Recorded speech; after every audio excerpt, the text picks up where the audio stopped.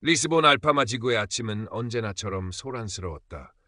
창문 너머 좁은 골목길은 갓 구운 빵 냄새와 희미한 바다 내음, 그리고 밤새 쌓인 이야기들이 뒤섞여 깨어났다.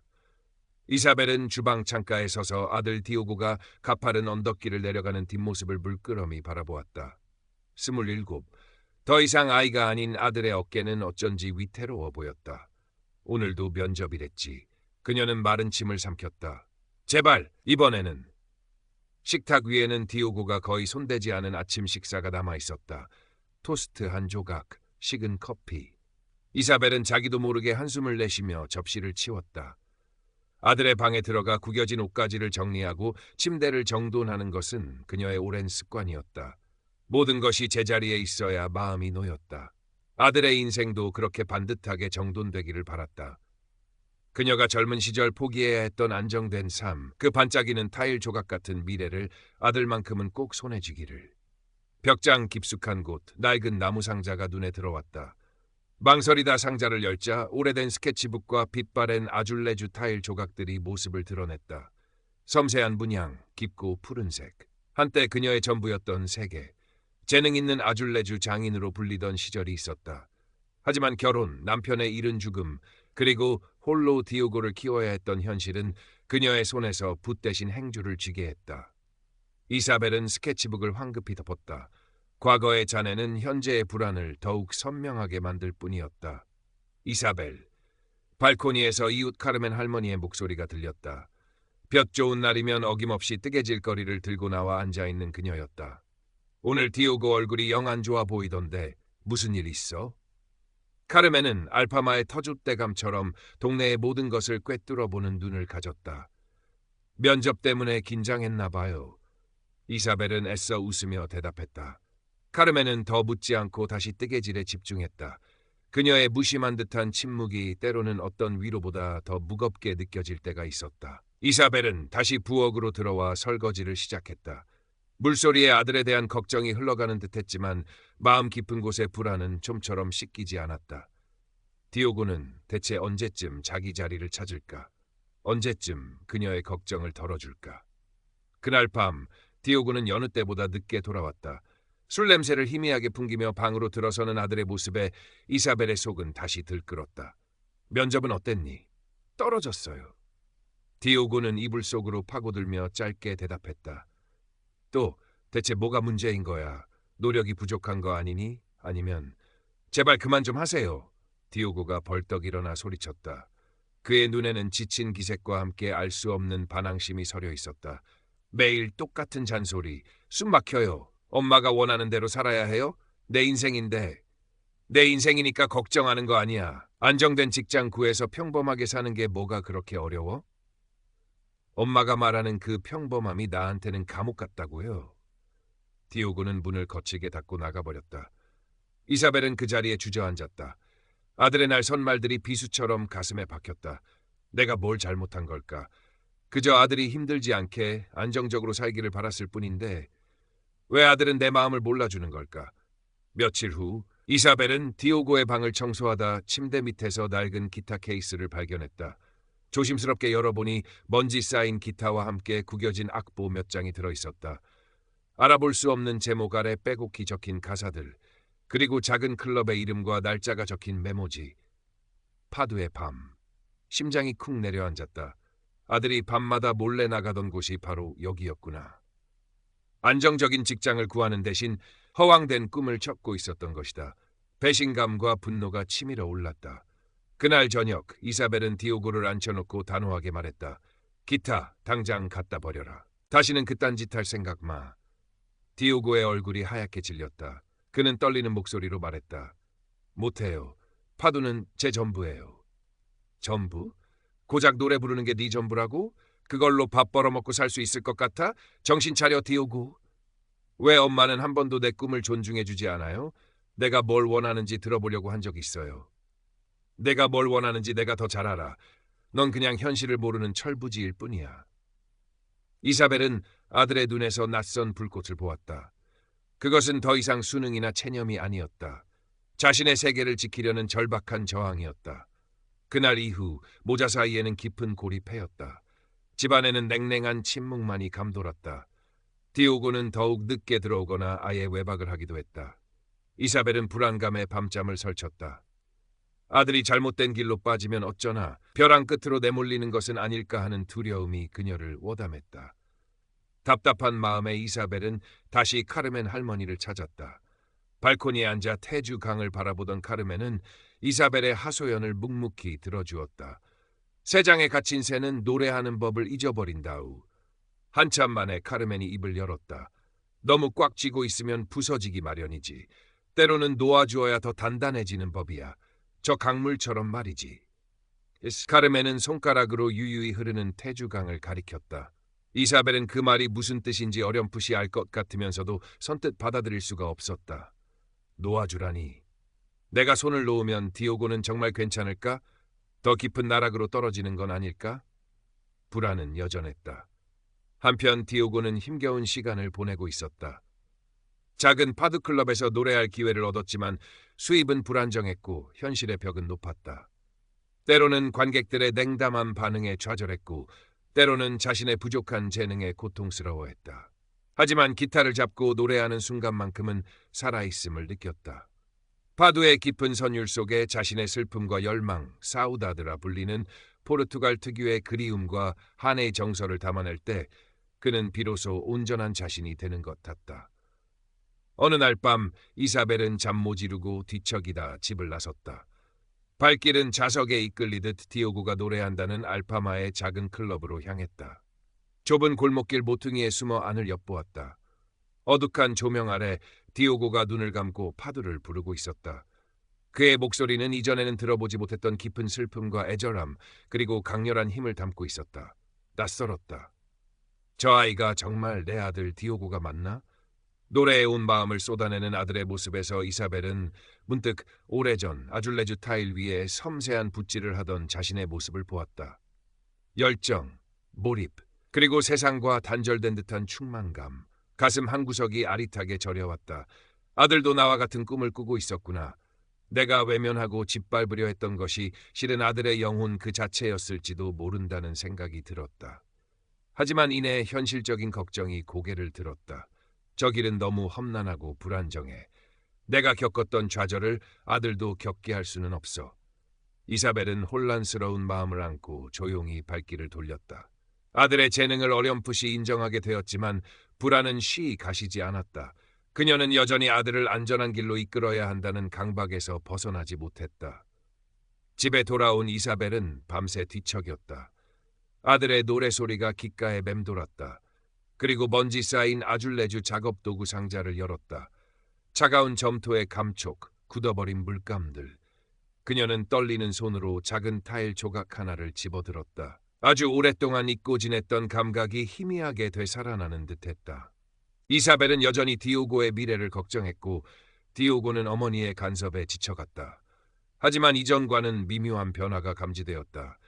이사벨은 더 이상 디오고의 기타를 숨기거나 파두클럽에 대해 직접적으로 비난하지 않았다. 대신 그녀는 자신의 불안감을 다른 방식으로 표현했다. 식탁 위에는 디오고가 좋아하는 음식이 더 자주 올랐고 그의 건강을 묻는 질문이 늘었다. 디오고 역시 어머니의 변화를 느꼈지만 경계를 풀지는 않았다. 그는 여전히 자신의 계획을 숨겼고 어머니와의 깊은 대화를 피했다. 그러던 어느 날 디오고에게 뜻밖의 기회가 찾아왔다. 알파마 지역 축제의 작은 무대에서 파두 공연을 할 기회를 얻게 된 것이다. 비록 큰 무대는 아니었지만 정식으로 자신의 노래를 선보일 수 있는 첫 기회였다. 디오고는 흥분과 동시에 두려움을 느꼈다. 엄마, 저 축제 때 노래하게 됐어요. 저녁 식사 자리에서 디오고가 어렵게 입을 열었다. 이사벨의 손에 들린 포크가 잠시 멈췄다. 그녀는 아들의 얼굴을 찬찬히 뜯어보았다. 불안과 기대가 뒤섞인 표정. 그래서 뭘 어떻게 하겠다는 거니? 이사벨의 목소리는 낮고 차분했다. 이전처럼 화를 내거나 비난하지 않았다. 잘해보고 싶어요. 이게 제 길인지 확인해보고 싶어요. 이사벨은 오랫동안 아들을 바라보았다. 그 눈빛 속에서 흔들리는 불안과 함께 아주 희미하지만 단단한 결의를 읽었다. 그녀는 문득 카르멘 할머니의 말을 떠올렸다. 뿌리가 깊어야 나무가 크지. 하지만 뿌리가 숨을 못 쉬면 썩어버린다우. 그래. 이사벨이 마침내 입을 열었다. 내가 선택한 길이라면 한번 가보렴. 디오고는 자신의 귀를 의심했다. 예상했던 반대나 잔소리가 아니었다. 어머니의 갑작스러운 허락에 그는 오히려 당황했다. 정말이죠?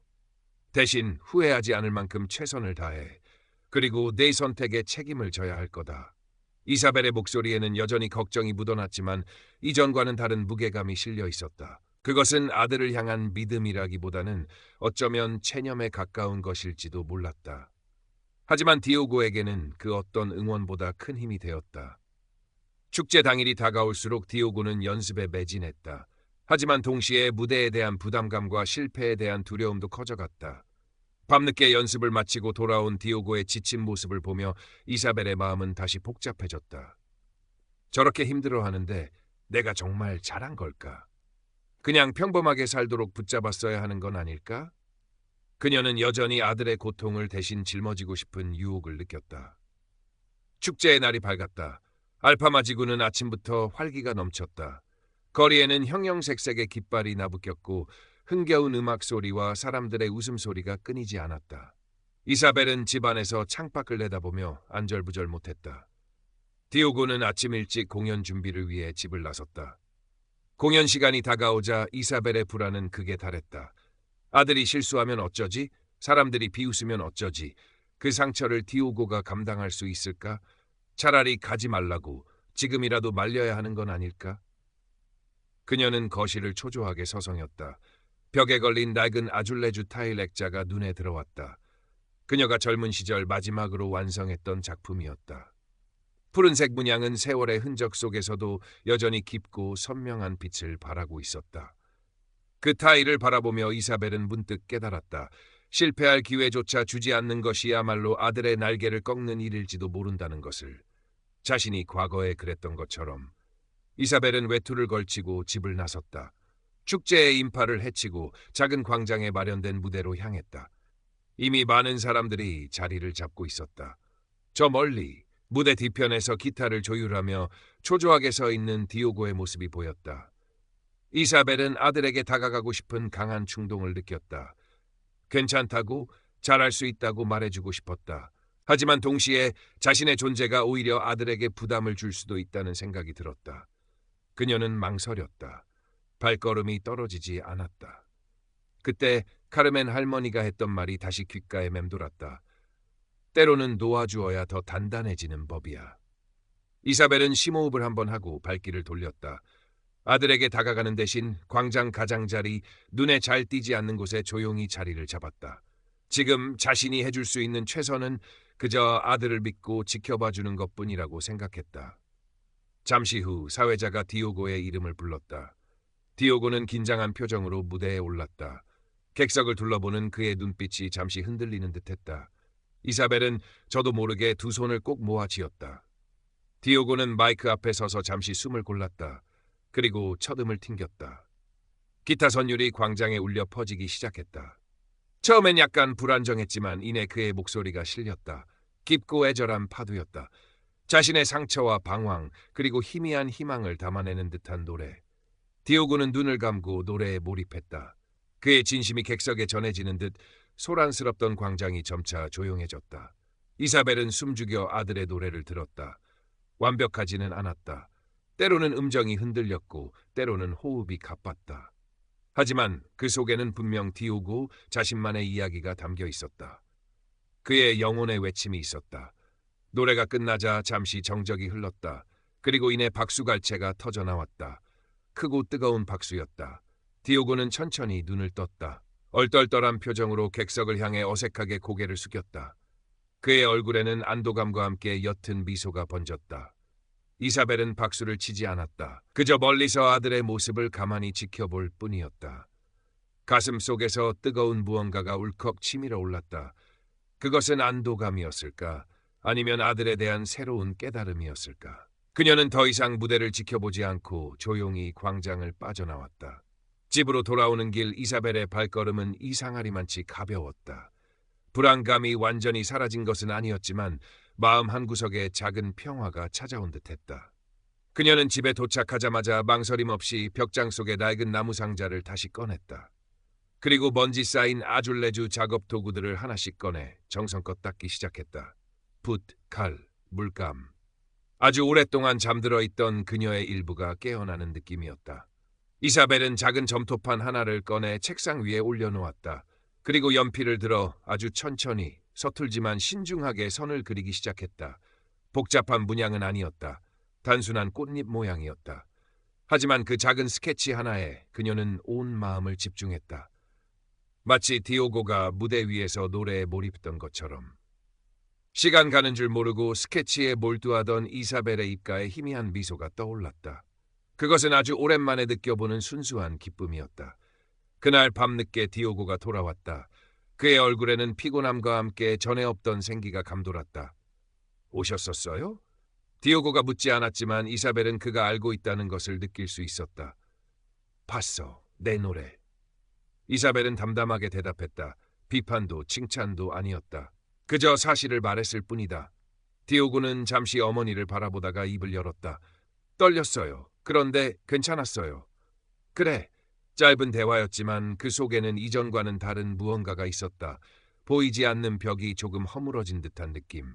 두 사람은 더 이상 서로를 다그치거나 변명하지 않았다. 그저 각자의 자리에서 서로를 조금 더 이해하게 되었을 뿐이다.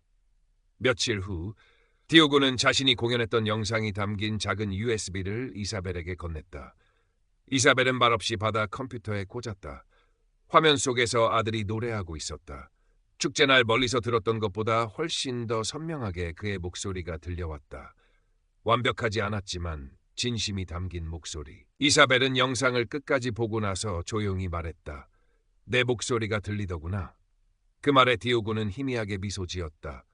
그것으로 충분했다.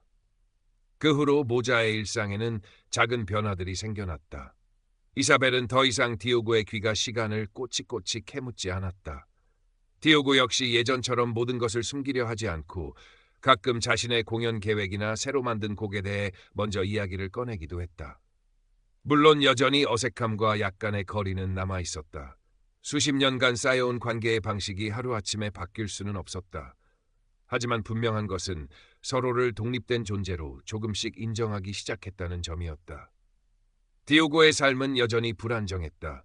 바둑 뮤지션으로서의 길은 험난했고 경제적인 어려움은 계속되었다. 하지만 그의 얼굴에는 이전의 무기력함 대신 책임감과 생기가 돌았다. 그는 더 이상 어머니의 기대에 짓눌리지 않고 자신의 선택에 스스로 책임을 지려 노력했다. 작은 클럽에서 꾸준히 공연을 이어갔고 동료 뮤지션들과 함께 새로운 곡을 만들며 자신만의 음악 세계를 조금씩 넓혀나갔다. 때로는 좌절하고 힘들어했지만 그는 포기하지 않았다. 이사벨 역시 자신의 삶에 작은 변화를 만들어가고 있었다. 그녀는 꾸준히 아줄레주 작업을 이어갔다.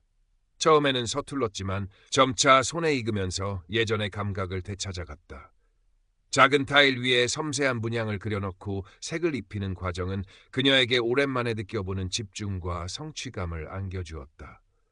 그녀는 더 이상 아들의 걱정에만 매몰되지 않았다. 물론 아들에 대한 걱정이 완전히 사라진 것은 아니었다. 여전히 디오고의 불안정한 미래가 마음에 걸렸지만 이제는 그 불안감을 다스리는 법을 조금씩 배워나가고 있었다. 그리고 그 빈자리를 자신만의 시간으로 채워나가기 시작했다. 가끔 카르멘 할머니와 발코니에 앉아 차를 마시며 이야기를 나누었다. 이사벨은 더 이상 아들에 대한 불평이나 하소연을 늘어놓지 않았다. 대신 새로 만든 아줄레주 타일에 대한 이야기나 알파마 골목길에서 발견한 작은 풍경들에 대해 이야기했다. 카르멘은 말없이 미소 지으며 그녀의 이야기를 들어주었다. 보기 좋구려, 이사벨. 당신 얼굴에 꽃이 피었어. 어느 날 카르멘이 툭 던지듯 말했다. 이사벨은 멋쩍게 웃으며 자신의 뺨을 매만졌다. 정말 그런가? 그녀는 거울을 보지 않았지만 마음이 한결 가벼워졌음을 느낄 수 있었다. 이사벨은 자신이 만든 작은 아줄레주 타일 몇 개를 집 안 곳곳에 장식했다. 푸른색 꽃잎, 기하학적인 문양, 태주강을 닮은 물결무늬. 그것들은 완벽하게 아름답지는 않았지만 그녀의 새로운 시작을 알리는 작은 증표들이었다. 그 타일들을 볼 때마다 이사벨은 희미하게 미소 지었다. 시간이 흘러 계절이 바뀌었다. 리스본의 여름은 뜨거웠고 테주강은 은빛으로 반짝였다. 알파마의 밤은 여전히 파두 선율로 가득 찼다. 디오고는 이제 제법 자신만의 펜을 가진 파두 가수가 되어 있었다. 물론 여전히 배고픈 예술가였지만 그의 눈빛은 이전보다 훨씬 단단해져 있었다. 그는 더 이상 어머니의 인정을 갈구하지 않았다. 스스로 선택한 길 위에서 묵묵히 걸어가고 있었다. 이사벨은 가끔 디오고의 공연을 보러 갔다. 예전처럼 광장 구석에 숨어서가 아니라 당당하게 객석에 앉아 아들의 노래를 들었다. 아들의 노래는 여전히 슬펐지만 그 슬픔 속에는 삶을 관조하는 깊이가 더해져 있었다. 그녀는 아들의 성장을 조용히 지켜보며 마음속으로 응원을 보냈다. 어느 주말 오후 이사벨은 새로 완성한 아줄레주 액자를 들고 카르멘 할머니를 찾아갔다. 테주강의 풍경을 담은 작은 액자였다. 선물이에요, 카르멘. 카르멘은 액자를 받아들고 환하게 웃었다. 정말 아름답구려. 당신 솜씨가 여전해. 아직 멀었어요. 이제 다시 시작하는 거려. 두 사람은 발코니에 앉아 시원한 백포도주를 마셨다. 강바람이 시원하게 불어왔다. 디오고는 요즘 어때? 카르멘이 물었다. 자기 길을 가고 있어요. 힘들겠지만 괜찮아 보이더군요. 이사벨은 잔잔한 미소를 지으며 대답했다. 목소리에는 더 이상 불안이나 걱정이 짙게 배어 있지 않았다. 그래, 그게 인생이지. 넘어지고 일어나고 또다시 걷고. 중요한 건 방향을 잃지 않는 것 아니겠어? 이사벨은 조용히 고개를 끄덕였다. 카르멘의 말처럼 인생은 완벽하게 정돈된 타일 조각이 아니라 구불구불 이어지는 알파마의 골목길과 더 닮아 있다는 것을 이제는 알 것 같다. 그리고 그 길 위에서 중요한 것은 넘어지지 않는 것이 아니라 넘어져도 다시 일어설 수 있는 힘이라는 것을. 그녀는 아들에게서 한 걸음 물러섰지만 그것은 방치가 아니었다. 아들이 스스로 길을 찾고 걸어갈 수 있도록 믿고 기다려주는 것. 그리고 그 과정에서 자신 역시 잊고 있던 자신의 길을 다시 걷기 시작한 것. 그것이 그녀가 뒤늦게 깨달은 사랑의 방식이었다. 저녁 무렵 이사벨은 홀로 자신의 아파트 발코니에 섰다. 노을이 테주강을 붉게 물들이고 있었다. 그녀는 자신이 만든 작은 아줄레주 타일 하나를 손에 들고 가만히 매만졌다. 완벽하지 않지만 온기가 느껴지는 타일이었다. 그때 멀리 알파마 골목 어딘가에서 디오고가 연주하는 듯한 파도 선율이 희미하게 바람을 타고 들려왔다. 애잔하면서도 힘있는 선율이었다. 이사벨은 눈을 감고 그 소리에 귀를 기울였다. 그리고 천천히 미소 지었다. 불안과 희망이 여전히 공존했지만 그녀의 마음은 더없이 평화로웠다. 강물은 흘러가고 시간은 쌓여갈 것이다. 그 속에서 그녀와 아들은 각자의 길을 걸으며 함께 성장해 나갈 것이다. 그것으로 충분했다. 푸른 밤이 리스본 위에 조용히 내려앉고 있었다. 처음에는 그저 잊었던 감각을 되살리는 것에 만족했지만 점차 새로운 디자인에 대한 욕심이 생겨났다. 그녀는 알파마의 풍경, 오래된 건물의 문양, 심지어 디오고의 파두에서 느껴지는 감정들을 타일 위에 옮겨 담으려 했었다. 그녀의 작은 아파트는 점차 다채로운 색과 문양의 타일 조각들로 채워져 갔다. 어느 날 동네 작은 갤러리를 운영하는 지인이 우연히 이사벨의 집에 들렀다가 그녀의 작품들을 보게 되었다. 이사벨, 이건 정말 놀라운데요. 다시 작업을 시작하신 거예요? 그냥 소일거리로 조금씩 하고 있어요. 이사벨은 쑥스러워하며 말했다. 소일거리라뇨. 이건 정말 멋져요. 혹시 괜찮으시다면 제 갤러리에 몇 점 전시해 보시지 않겠어요? 알파마의 정서를 담은 이런 작품이라면 사람들이 분명 좋아할 거예요. 이사벨은 망설였다. 다시 세상에 자신의 작품을 내보인다는 것이 두려웠다. 하지만 동시에 가슴 한편에서는 설렘이 피어올랐다. 디오고가 처음 무대에 섰을 때 느꼈을 법한 그런 감정이었다. 생각해 볼게요. 그녀는 며칠 밤낮을 고민했다. 실패하면 어쩌지? 사람들이 내 작품을 비웃으면 어쩌지? 과거의 트라우마가 다시 고개를 들었다. 하지만 이제 그녀는 예전의 이사벨이 아니었다. 그녀는 아들의 도전을 지켜보며 배웠다. 실패는 끝이 아니라 과정이라는 것을. 그리고 가장 중요한 것은 결과가 아니라 용기를 내어 시도하는 것 자체라는 것을. 이사벨은 갤러리 주인에게 연락했다. 전시 해볼게요. 작은 전시였지만 이사벨에게는 큰 의미가 있었다. 그녀는 밤낮으로 작업에 매달렸다. 디오고는 그런 어머니의 모습을 묵묵히 지켜보았다. 가끔 작업실에 들러 어머니가 만든 타일들을 신기한 듯 구경하기도 했다. 엄마, 이 타일 꼭 제 노래 같아요. 디오고가 깊고 푸른색의 물결무늬 타일을 가리키며 말했다. 그런 것 같니? 이사벨은 미소 지었다. 아들과의 대화는 여전히 많지 않았지만 이제 그들은 서로의 세계를 조용히 응원하고 있었다. 전시회 오픈날, 갤러리는 작지만 따뜻한 분위기로 채워졌다. 카르멘 할머니도 동네 이웃들도 찾아와 축하를 건넸다. 그리고 한쪽 구석에서 디오고가 기타를 들고 조용히 서 있었다. 이사벨이 부탁한 것은 아니었다. 디오고는 잠시 후 어머니의 전시를 축하하며 즉석에서 파도를 불렀다. 그의 노래는 갤러리 안을 가득 메운 아줄레주 타일들과 어우러져 깊은 울림을 만들어냈다. 이사벨은 눈시울이 뜨거워지는 것을 느꼈다. 전시는 성공적이었다. 많은 사람들이 이사벨의 아줄레주에 담긴 알파마의 정서와 그녀의 이야기에 공감했다. 몇몇 작품은 팔리기도 했고 작은 공방이나 가게에서 주문 제작 의뢰가 들어오기도 했다. 이사벨은 다시 아줄레주 장인으로서의 삶을 조금씩 되찾아가고 있었다. 물론 예전처럼 전성기를 누릴 수는 없겠지만 그녀는 현재 자신의 자리에서 만족과 행복을 느끼고 있었다. 디오고 역시 꾸준히 성장했다. 그는 더 이상 작은 클럽에만 머무르지 않았다. 리스본의 좀 더 큰 파두하우스에서도 공연 기회를 얻었고 자신의 이름으로 된 작은 앨범을 준비하기도 했다. 그의 음악은 여전히 슬픔을 노래했지만 그 속에는 삶에 대한 깊은 성찰과 희망이 담겨 있었다. 그는 어머니의 지지가 아닌 스스로의 힘으로 세상과 부딪히며 자신의 길을 만들어가고 있었다. 어느덧 시간이 흘러 다시 가을이 찾아왔다. 이사벨은 발코니에 앉아 새로 구운 아줄레주 타일의 온기를 느끼며 차를 마시고 있었다. 타일에는 이제 막 날갯짓을 시작하는 작은 새의